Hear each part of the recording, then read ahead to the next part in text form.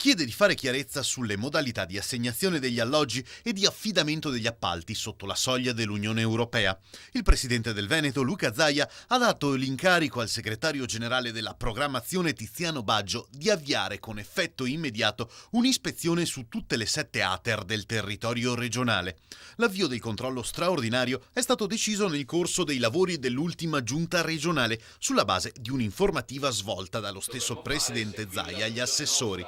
La goccia che ha fatto traboccare il vaso ed esaurire la pazienza del presidente sono state le indagini della magistratura sulle presunte cattive gestioni delle aziende pubbliche che gestiscono gli alloggi di edilizia popolare in Veneto.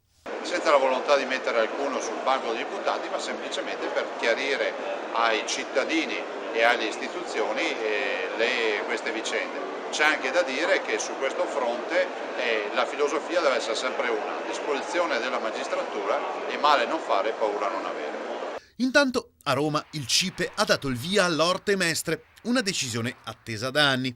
Sembra dunque sbloccarsi la questione romea commerciale. Zaia parla della fine di un lungo percorso. Significherà un cantiere, un grande cantiere nazionale di oltre 7 miliardi di euro per il tratto veneto che noi interessa, una riqualificazione di tutto quello che è la Romea, e quindi si parla di questo tratto di Romea commerciale che va da Ravenna a Mestre.